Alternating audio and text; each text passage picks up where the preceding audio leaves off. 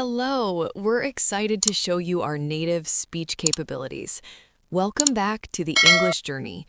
Today we are talking about the most important relationship you will ever have, the one with yourself. I'm Anna. And I'm Abel. Many of us feel like we are not enough, but today we want to help you see your true value using simple English. That is right. And if you are watching this video, we want you to know something right now, before we even begin. You are welcome here. Your English level does not matter. Your background does not matter. You are welcome here exactly as you are. I love that. And I think that is actually the perfect way to start talking about today's topic, because self-worth, which is our big theme for today, is exactly about that feeling. The feeling that you are welcome, that you belong, that you have value just as you are, right now, today. So let us start with a very simple question. What is self-worth? It's a big word, but the idea is simple. Self-worth means how much value you believe you have as a person. It's what you think about yourself, deep inside your heart. And here's the most important thing we want you to understand today. Self-worth is not about what you do. It's not about how much money you make. It's not about how many people like your photos on social media. It is not about whether you speak perfect English or not. Exactly. Self-worth is about who you are, not what you do. This is a very important difference. Let me give you a simple example. Imagine a $100 bill, a brand new, clean, perfect $100 bill.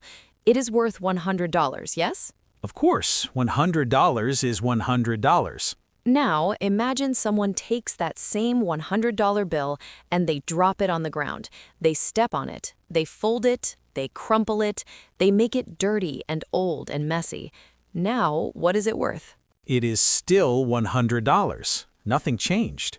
Nothing changed at all. The bill looks different on the outside. It has had some difficult experiences, but its value did not change, not even 1 cent. And this is exactly how human beings work. You have value, real, deep, true value. And that value does not change because you made a mistake at work. It does not change because someone was unkind to you. It does not change because you forgot a grammar rule in English today. You are still worth $100. You are still completely valuable. I really needed to hear something like that when I was younger. I grew up in a house where love felt like it had conditions. Like if I did well in school, I was a good person. If I failed a test, I felt like a bad person. Not just that I did something wrong, but that I myself was wrong, that I was broken. That feeling you're describing, Abel, it has a name in psychology. It's called conditional self-worth. This means you only feel good about yourself when you meet certain conditions, when you succeed, when someone approves of you, when you get the right grade or the right job or the right number of followers online. Conditional self-worth is very fragile because conditions always change. Success comes and goes. People's opinions come and go. And if your sense of value depends on those things, then your happiness is always at risk. Exactly. And I think so many people in our audience feel this way. Whether you're learning English or starting a new job or trying to build a better life for yourself, there's often this quiet feeling underneath everything that says, I am not quite good enough yet. Maybe when I'm better, then I will be enough. And we want to gently challenge that idea today, because the truth is, you are enough right now. Not someday, not when you finish the course, not when you reach the next level. Right now, in this moment, you have inherent worth. Inherent is a beautiful English word. It means something that is a natural part of something. It cannot be removed. Your value is inherent. It is built into you. It was there the day you were born, and nothing in the world can take it away. That is a beautiful thought. But I also want to be honest, because hearing those words is one thing. Actually believing them is something very different. And I think a lot of people listen to encouraging messages like this and they think, okay, yes, that sounds nice, but deep inside, they still hear a different voice, a voice that disagrees. Yes, and this brings us to one of the most important topics of our conversation today, the inner critic. Have you ever heard that term before? The inner critic is the voice inside your head that criticizes you. It says negative things about you. It's like having a very harsh judge who lives inside your mind, and that judge is never satisfied. Oh, I know that judge very well. For me, the inner critic sounds like this. You're so slow. Why does everyone else understand faster than you? You always make the same mistakes. You're embarrassing yourself. Why do you even try? It's painful just to hear those words, even as an example. And yet so many people hear similar words inside their own heads every single day. The inner critic is often loudest when we're doing something that feels risky or difficult. And learning a new language, that's one of the most vulnerable things a human being can do. Because you're literally starting from zero. You don't know the words, you don't know how to express yourself, you feel like a child again. And adults are not used to feeling that way. It's uncomfortable. It feels embarrassing. And that discomfort is when the inner critic gets very loud. You mispronounce a word and the voice says, "You're so stupid." You forget a sentence in the middle of speaking and the voice says, "You see, you can't do this." You listen to a native speaker and you don't understand everything, and the voice says, "You'll never be fluent. Give up." And you know what's interesting? Most people would never say those things to a friend.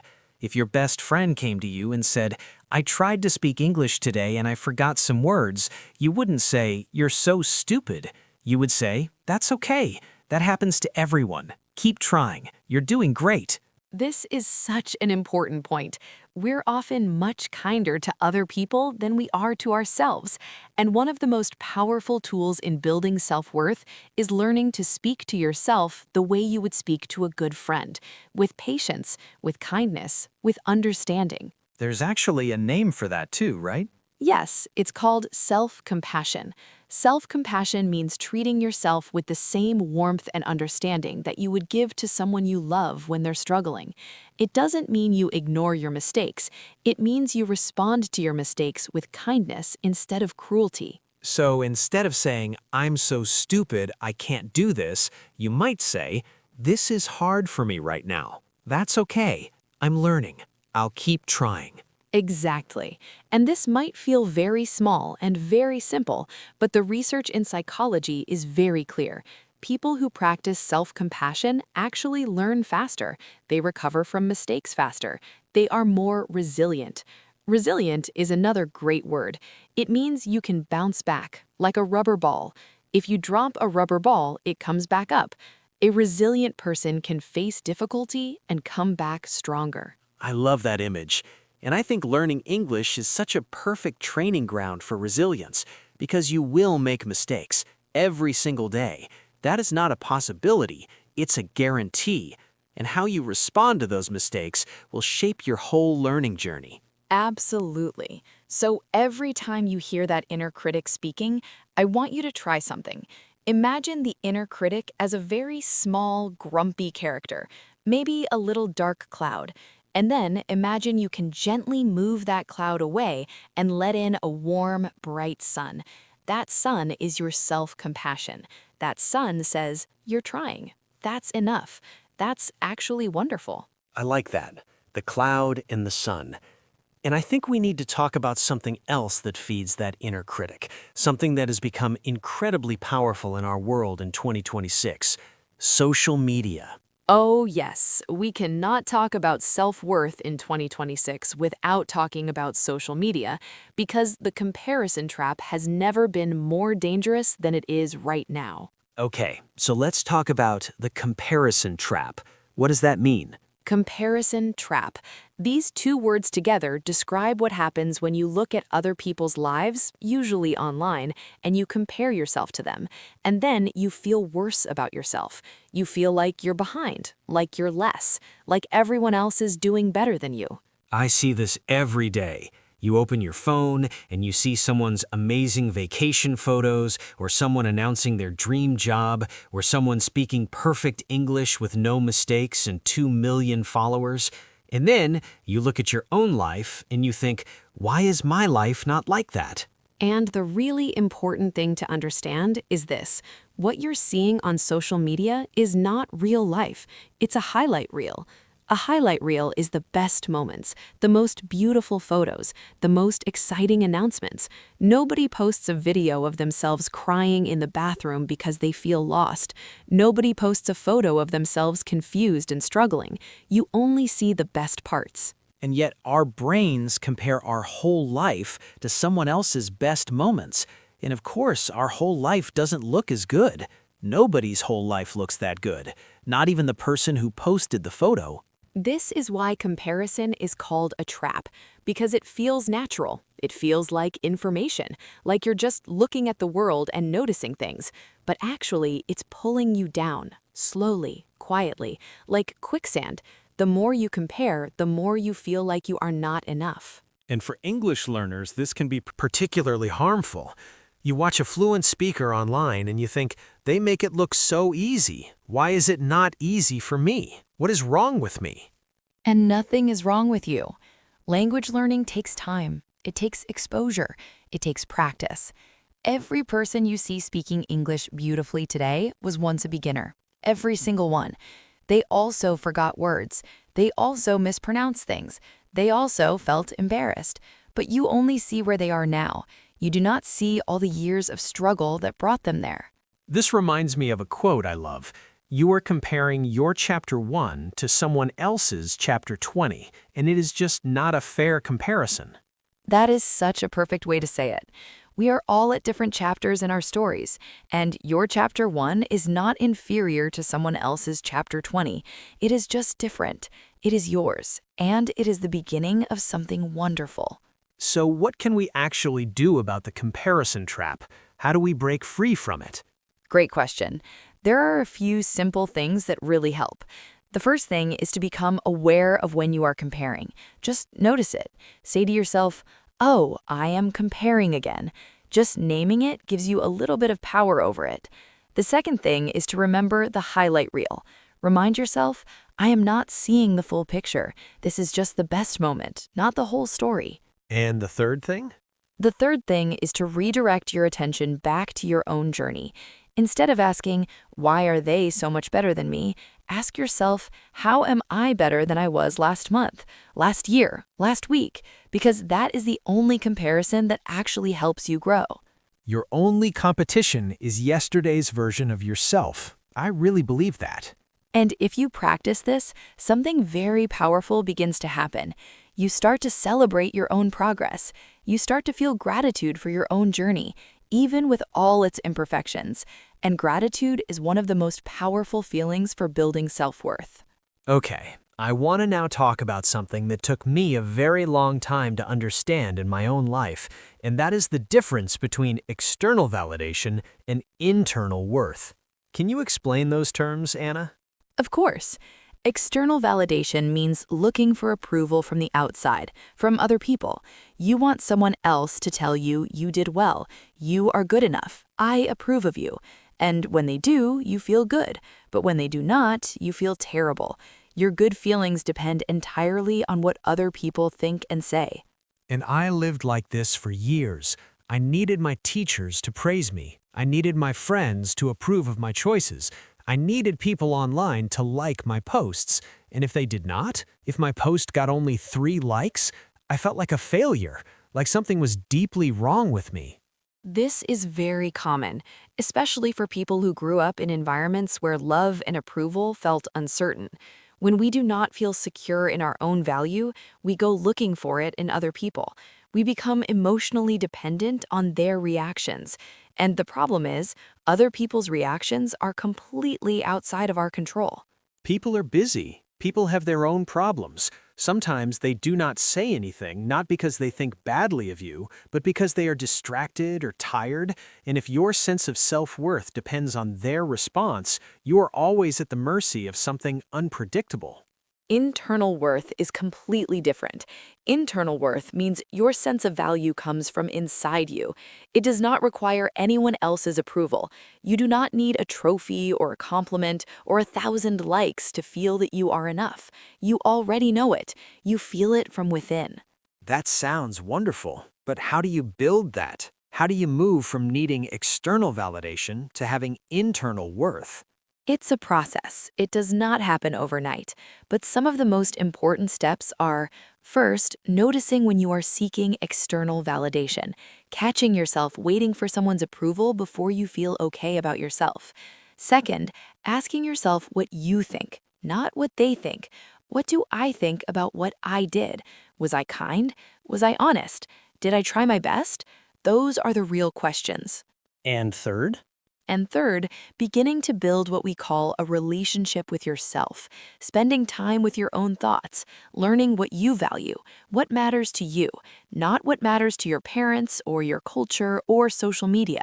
What matters to you, deep in your heart, because the more you know yourself, the less you need someone else to define you. This is also connected to setting boundaries, I think, because people who rely on external validation often have a very hard time saying no.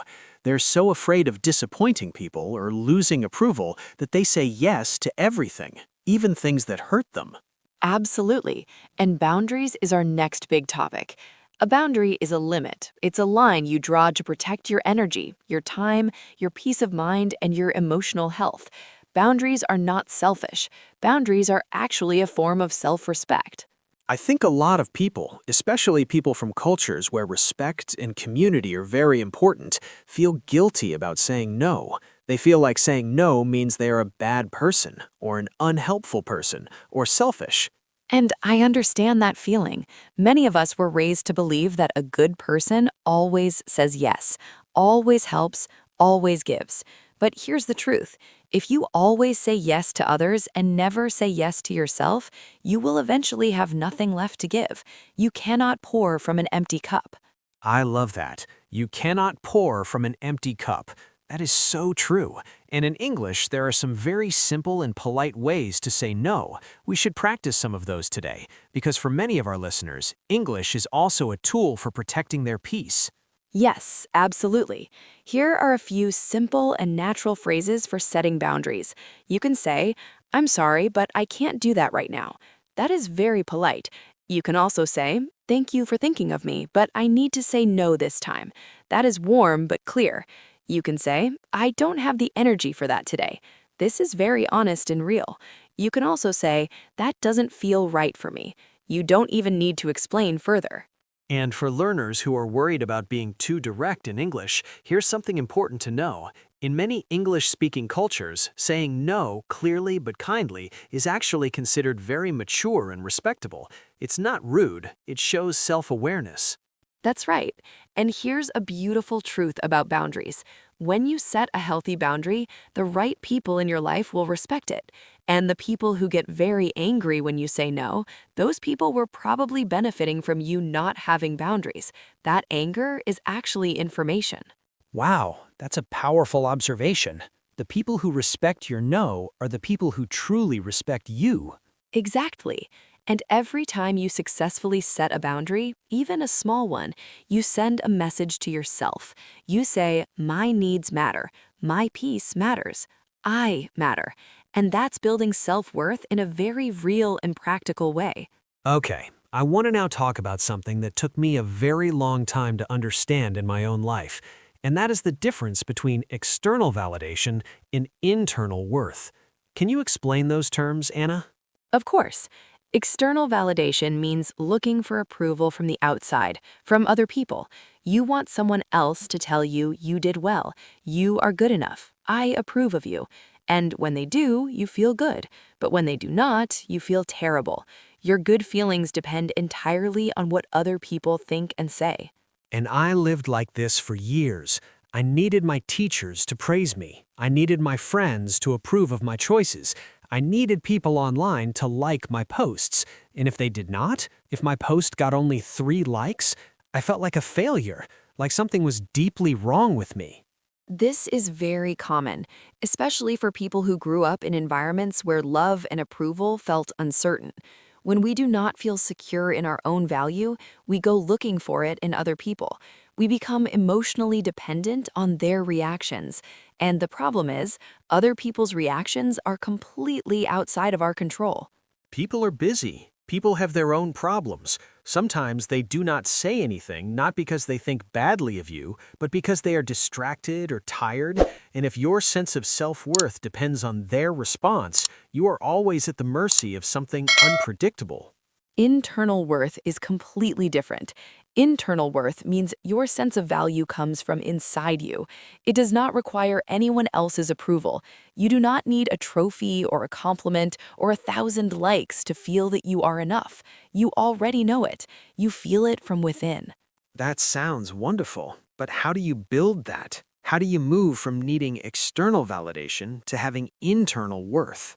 It's a process. It does not happen overnight.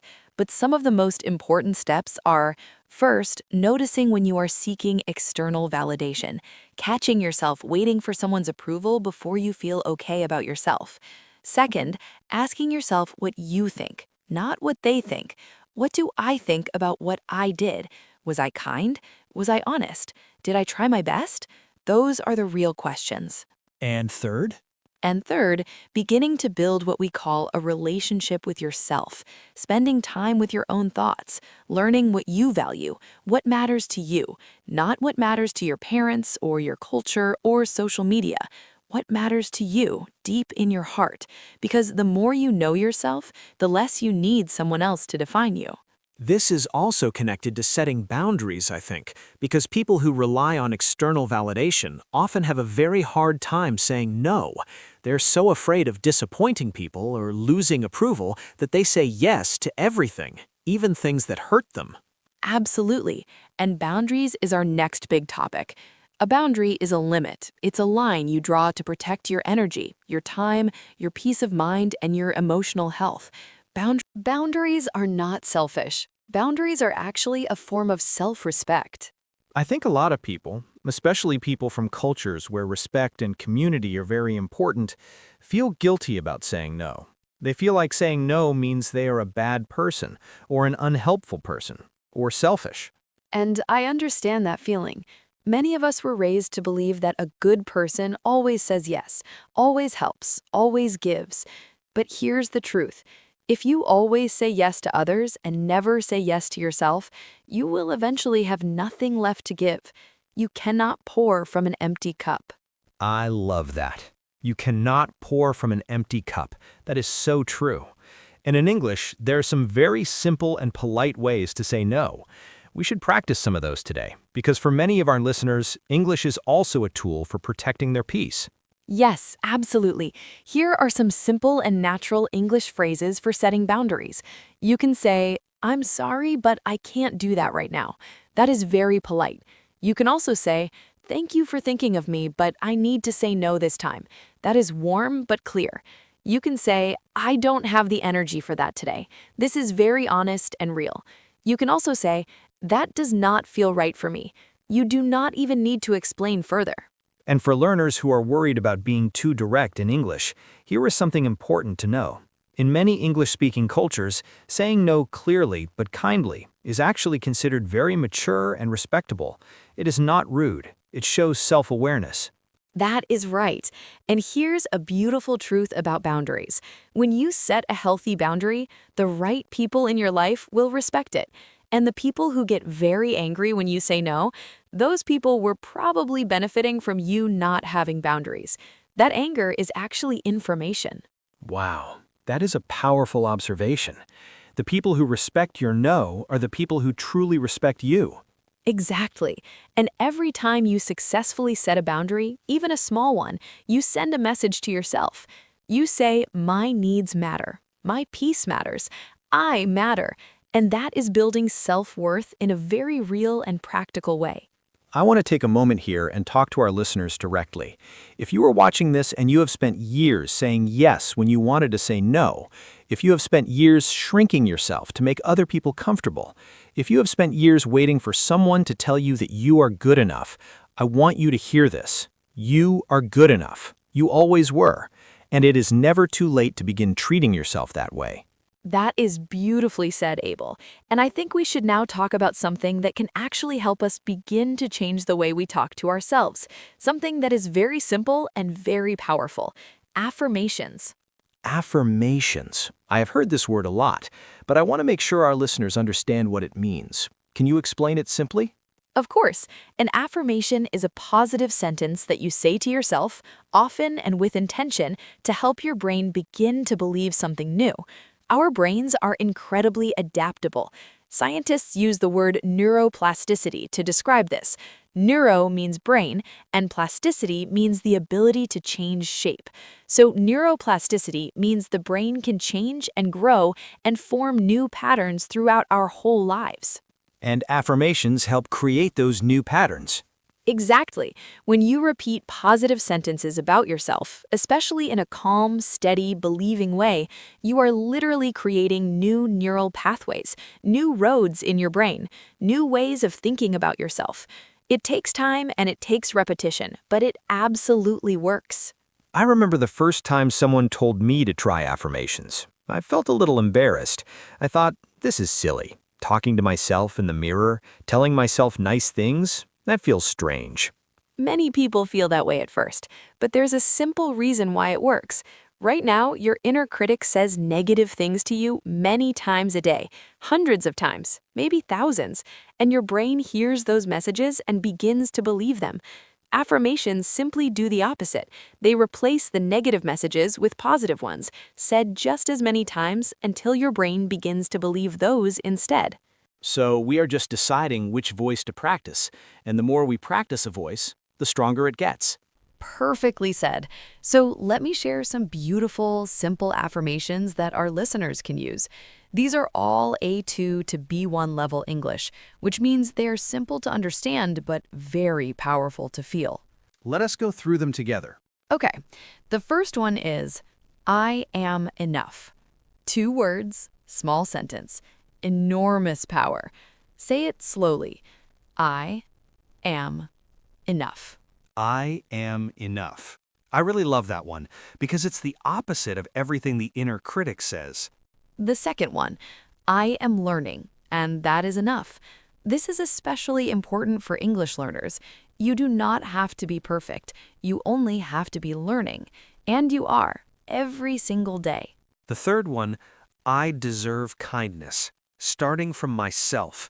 That is a beautiful one because so often we give kindness to everyone around us and keep the harshness for ourselves. The fourth one, my value does not depend on my productivity. This one is so important in our busy, achievement-focused world. You are not a machine. You do not have to earn your worth. You are worthy because you are alive. The fifth one, I am capable of more than I think.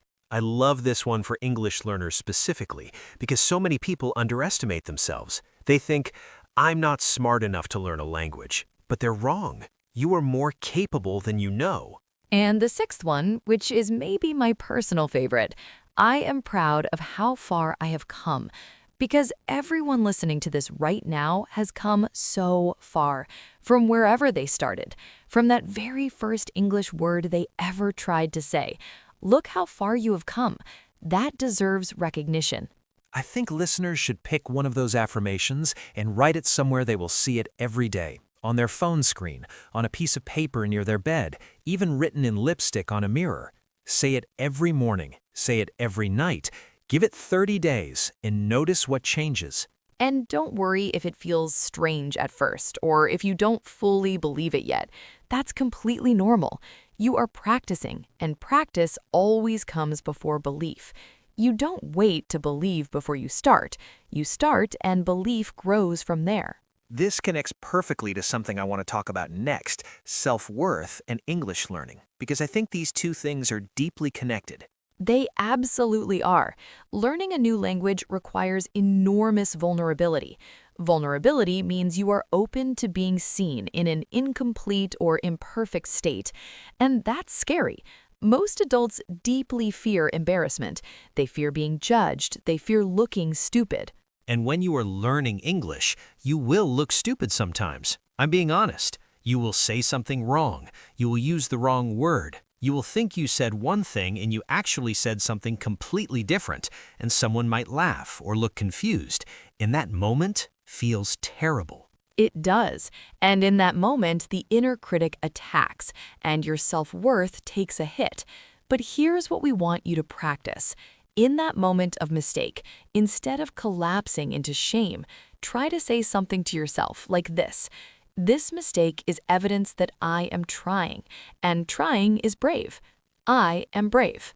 That is such a reframe. Instead of the mistake meaning I'm stupid, the mistake means I am brave enough to try. That completely changes the meaning. Language is full of mistakes. Every fluent speaker made millions of mistakes on the way to fluency. The difference between someone who becomes fluent and someone who gives up is not intelligence. It's how they relate to their mistakes. People who become fluent make friends with their mistakes. They say, "Thank you, mistake. You just taught me something." I remember a specific moment when this clicked for me. I was trying to order food at a restaurant, and I said something completely wrong. I used the wrong word.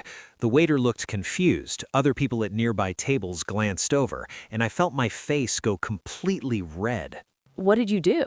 In the past, I would have died inside. I would have been quiet for the rest of the day. I would have told myself I was hopeless at languages. But this time, because I had been working on my self-worth, I laughed, a genuine laugh. I said, "Oh, wrong word. Let me try again." And I tried again, and I got it right, and the waiter smiled, and I felt actually proud, not ashamed, proud. That is such a beautiful and real example. You chose to respond to that moment with self-compassion instead of self-judgment, and that tiny choice made all the difference. And it is a choice. It always is.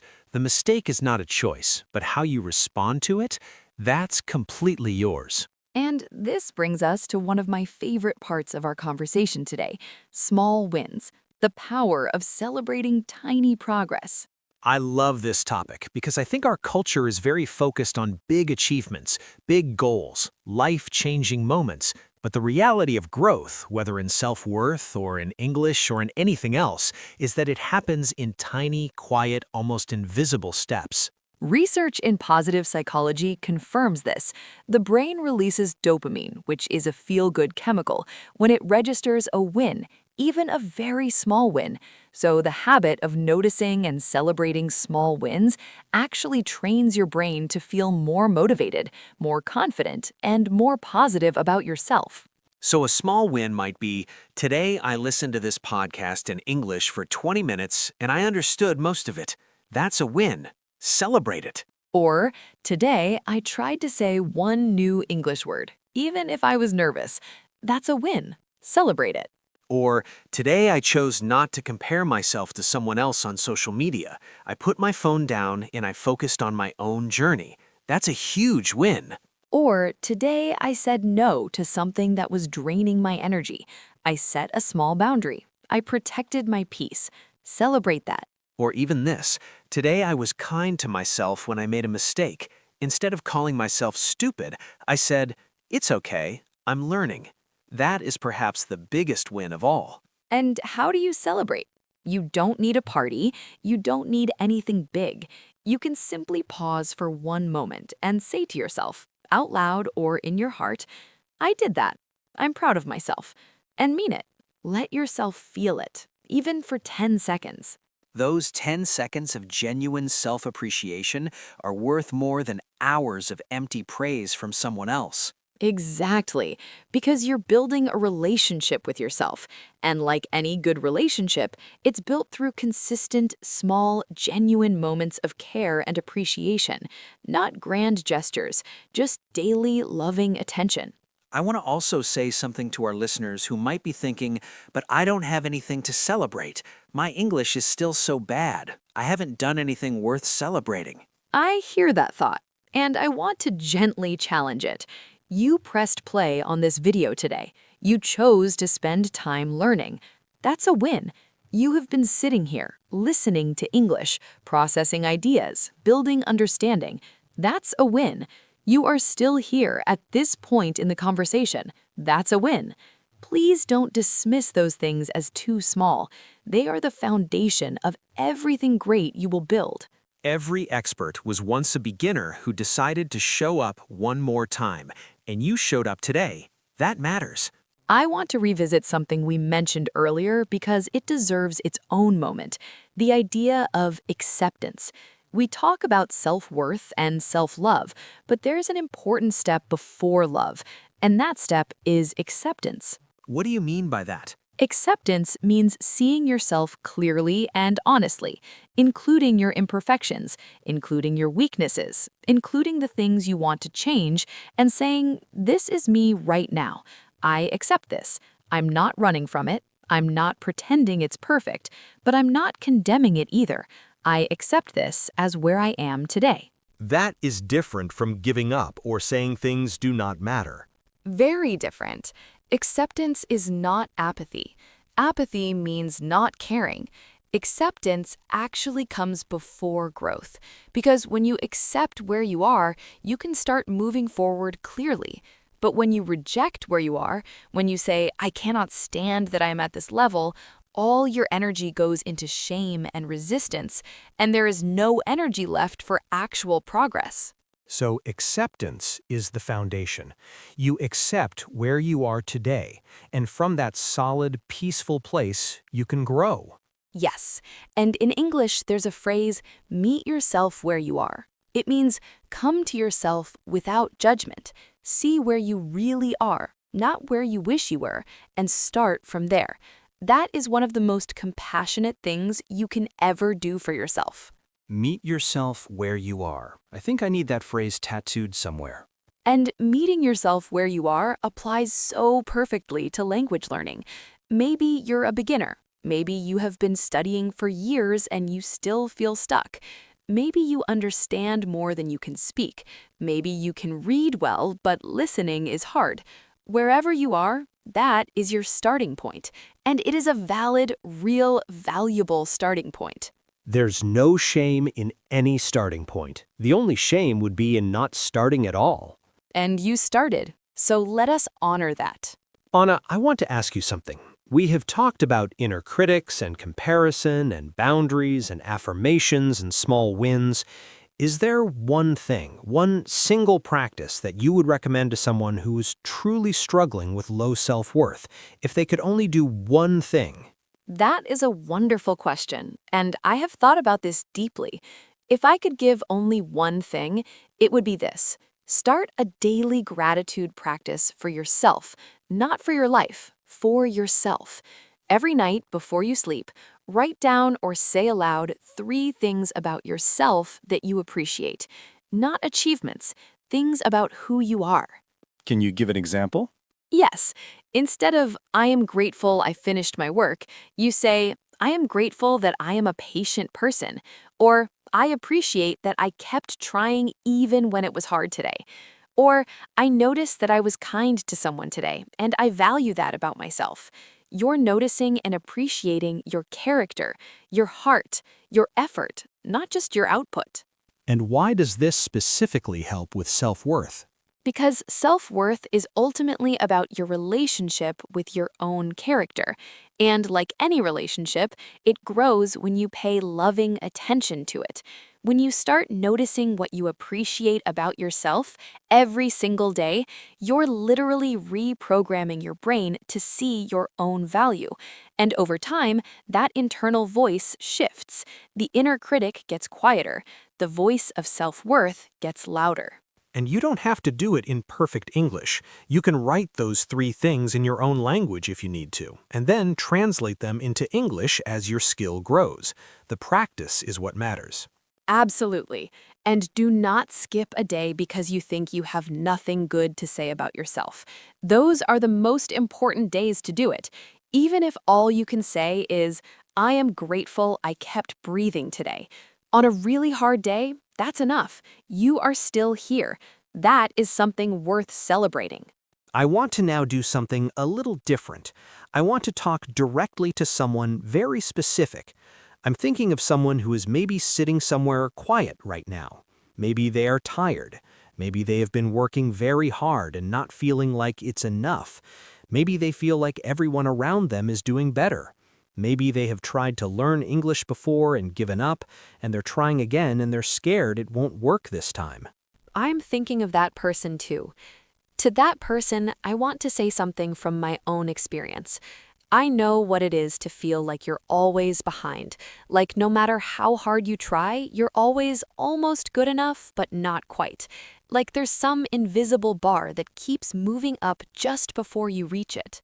And that feeling is exhausting. It's one of the most exhausting feelings in the world, the constant running and never arriving. And I want to tell you something that took me many years to understand. That bar keeps moving because it's in your own mind, not in reality. You are the one moving it, and you have the power to stop. You have the power to say, I am here, and here is enough, right now. This is not about giving up on your dreams. Please do not hear it that way. You can absolutely have big dreams. You can want to speak English fluently. You can want to achieve wonderful things. But the difference is this. You're not chasing those things to finally earn your worth. You're pursuing them from a place of already knowing your worth. You already have value, and these achievements are just beautiful expressions of that value, not the source of it. Chase your dreams from fullness, not from emptiness. Chase them because you love growing, not because you hate where you are. And when you learn English from a place of self-worth, something incredible happens. Your learning accelerates. You aren't paralyzed by fear of mistakes. You try more, you speak more, you practice more. You enjoy the process instead of dreading it. And all of that adds up to real, visible, measurable progress. Self-worth is not just a nice feeling to have. It's actually a practical tool for becoming better at everything you want to do in life. Including English, especially English. We're getting close to the end of our time together today, but before we close, I want to make sure we say something about consistency, because everything we've talked about today, challenging the inner critic, avoiding the comparison trap, building internal worth, setting boundaries, using affirmations, celebrating small wins, all of it requires consistency, not perfection, consistency. Consistency means doing something regularly over time, not doing it perfectly every single time. You will have days where the inner critic wins, where you compare yourself and feel terrible, where you forget your affirmations, where you eat your words before you even say them, and those days are completely normal. The goal is not to be perfect at self-worth. The goal is to keep returning to it, to keep practicing, to fall down and get back up. 7 times down, 8 times up. That's resilience in action. And every time you return, you get a little bit stronger, a little bit clearer, a little bit more sure of yourself. And one day, not so far away, you will notice that the inner critic is much quieter than it used to be, that you reach for your affirmations naturally without being reminded, that you catch yourself comparing and you stop, that you set a boundary and you don't feel guilty, that you celebrate a small win and you truly mean it. And that day will come, I promise you, because it came for me, and I was someone who truly did not believe it was possible. It is possible for every single person listening to this. We genuinely believe that, not as a polite thing to say, as a deep truth that we carry with us. So, let's talk about what you can do today, right now, after this video. Yes, here are 3 simple actions, just 3. First, choose one affirmation from today's list. Write it down somewhere you will see it. Say it to yourself tonight before you sleep and tomorrow when you wake up. Second, take 2 minutes today to think of one person in your life who drains your energy, and think about one small, gentle boundary you could begin to set with that person. You don't have to take action today, just think about it. Just begin to see where a boundary might help you. Third, at the end of today, before you sleep, notice 3 things about yourself that you appreciate, not what you did, who you are, your patience, your effort, your kindness in showing up to learn something new. Write them down, read them out loud if you can. Those 3 actions, done consistently, will begin to change how you see yourself. I'm certain of it. And remember, this is a journey, the English journey. Not just about fluency in a language, but about fluency in yourself, learning to speak the language of your own value, learning to hear your own worth clearly, without distortion, without the static of comparison or the noise of the inner critic. And you don't have to walk that journey alone. We're here with you. Every single episode will bring you language and ideas that help you grow not just in English, but as a human being, because that's what we believe language learning is really for. It's not just about words, it's about expanding who you are. It's about giving you new tools to see a bigger world and to take up more space in that world, with your voice, with your ideas, with your story. In English, in your own language, in any language that helps you express the remarkable person you are. And you are remarkable. I know you might not feel that right now. I know the inner critic might already be saying, he's just saying that. He doesn't know me. But I want to say this. Anyone who takes time out of their day to sit down and learn something new, to invest in themselves, to keep going even when it's hard, that person is remarkable. Full stop. You are not just learning English. You are choosing growth. You are choosing possibility. You are choosing a bigger life. And that choice, that beautiful, brave, daily choice, is the very definition of someone who has worth, who has value, who is enough. The $100 bill, crumpled and worn, is still worth $100. You, with all your experiences and struggles and imperfections, are still worth everything. Your value has never changed. It never will. So, walk through today knowing when you speak English and you make a mistake, smile and say, I am learning. When you see someone online who seems to have it all figured out, take a breath and say, I am on my own path, and it is a good one. When someone asks you for something that costs you your peace, take another breath and say, my peace matters. And when you lie down to sleep tonight, say, I did enough today. I am enough. Full stop, period, end of sentence. Thank you so much for spending this time with us today. It truly means everything to us that you are here, that you chose to show up for yourself today, that you said yes to your own growth. We will see you next time on The English Journey. Until then, speak kindly to yourself. Set your boundaries gently but firmly.